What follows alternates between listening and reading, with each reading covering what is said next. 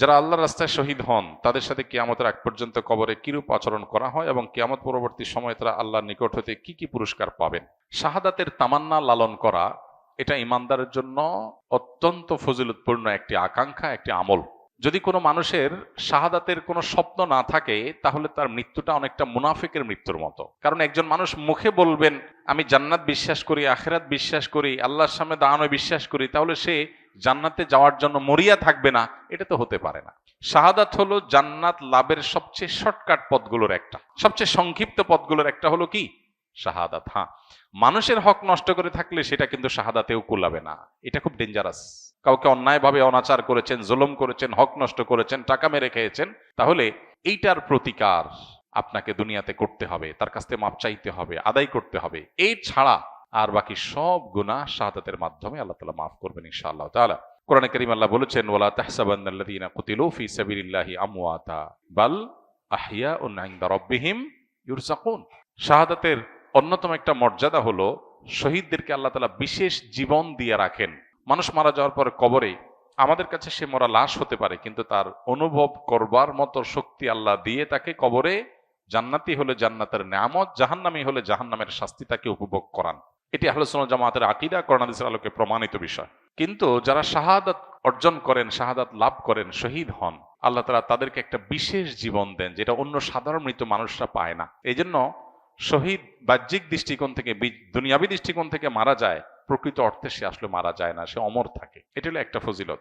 আর তারা আল্লাহর কাছ থেকে রিজিক প্রাপ্ত হয়, স্পেশাল রিজিক, যেটা অন্যরা পায় না। শহীদদের আরেকটা মর্যাদার বিষয় হলো কিয়ামতের ময়দানে শহীদরা যারা যে অবস্থা শহীদ হয়েছেন ওই অবস্থা তার শরীরে সে রক্ত নিয়ে, সে শাহাদাতের লেবাস নিয়ে সে অবস্থায় সে উঠবে, সবাই দেখলে বুঝবে এই লোক মহান শহীদ, মর্যাদাবান আল্লাহর কাছে, এবং অন্যদের কাছে তার মর্যাদা ফুটে উঠবে, প্রমাণিত হবে। আল্লাহ কোরআনে কারিমে বলেছেন ইন্নাল্লাহা আশতারা মিনাল মুমিনিনা আনফুসাহুম ওয়া আমওয়ালাহুম বিআন্না লাহুমুল জান্নাহ। কেউ যদি তার জীবন সম্পদ সব আল্লাহর রাহে কোরবান করে দেয় তাহলে তার বিনিময় হলো শুধু জান্নাত, তার বিনিময় শুধু কি জান্নাত। শহীদের আরেকটা বড় মর্যাদার বিষয় হলো আল্লাহ তাআলা কোরআনে কারিমে আল্লাহর নেয়ামত প্রাপ্ত মানুষের যে তালিকা উল্লেখ করেছেন সেই তালিকার সবচেয়ে শীর্ষে হলেন নবী রাসূলগণ, আল্লাহর নবীগণ, রাসূলগণ। এরপরে আল্লাহ উল্লেখ করেছেন সিদ্দিকগণ, যারা নবী রাসূলদের সহযোগী সহচরের ভূমিকা অবতীর্ণ হয়েছেন, যারা পরম সত্যবাদিতার পরিচয় দিয়েছেন, ভেতর বাহির এক, পিওর মুসলমান। সিদ্দিক ইমানদারদের সর্বোচ্চ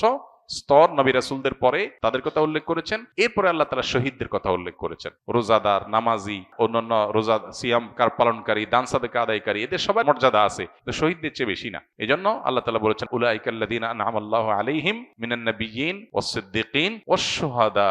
এরপরে বলেছেন ওয়াস সালিহিন। আল্লাহ এখানে কয়েকটা ক্যাটাগরির কথা উল্লেখ করেছেন, চারটা ক্যাটাগরি। এক, নবী রাসূলগণ যাদেরকে আল্লাহ নেয়ামত দিয়েছেন, আল্লাহ নেয়ামত পেয়ে গেছে এবং পাবে নিশ্চিত, এক হলো নবী রাসূলগণ। দুই হলো সিদ্দিকগণ, আপার ক্লাসের ইমানদারগণ।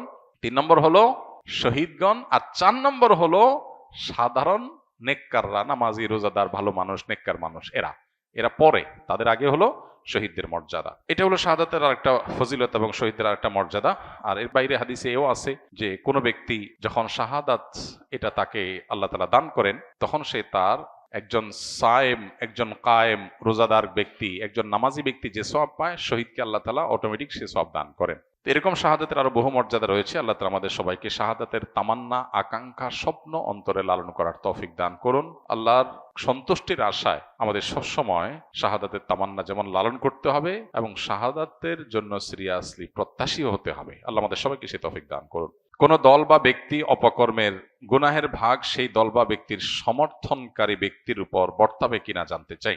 কোনো ব্যক্তি যদি কোনো দলের অন্ধ অনুকরণ করে, এমনকি দল যদি অন্যায় অনাচার করলেও সে সেটা সমর্থন দেয়, অথবা সে জানে কাউকে সমর্থন করলে সে দিন শেষে তার নিজের টিকে থাকার প্রয়োজনে, তার ক্ষমতা রক্ষার প্রয়োজনে সে হয়তো খুন করবে, হয়তো অন্যায় করবে, হয়তো অনাচার করবে, এগুলো জেনে শুনেও যদি কে তাকে সমর্থন করে, অবশ্যই তার গুনাহের দায়ভার তাকেও বহন করতে হবে। কারণ নবী করিম সাল্লাল্লাহু আলাইহি সাল্লামের বহু হাদিস রয়েছে বিষয়ে। কোরআনে কারিমে আল্লাহ বলেছেন ওয়ালা তাআওয়ানু আলাল ইসমি ওয়াল উদওয়ান, পাপ সীমা লঙ্ঘনের কাজে তুমি সাহায্যকারীর ভূমিকায় যেও না, সাহায্যকারী হইও না। কেউ একজন অন্যায় করছে, তুমি তার সাহায্যকারীর ভূমিকায় চলে গেলে, তুমি তার সহযোগীর ভূমিকায় চলে গেলে, এটা অন্যায়, এটা অনাচার। তো এই জন্য এই বিষয়গুলো থেকে আমাদের বেঁচে থাকার সর্বোচ্চ চেষ্টা করতে হবে। আল্লাহ আমাদের সবাইকে সেই তৌফিক দান করুন। আমি হয়তো মনে করছি আমি একটা দলকে সাপোর্ট করলাম বা একজন ব্যক্তিকে, একজন নেতাকে সাপোর্ট করলাম, এতে কি আর হবে?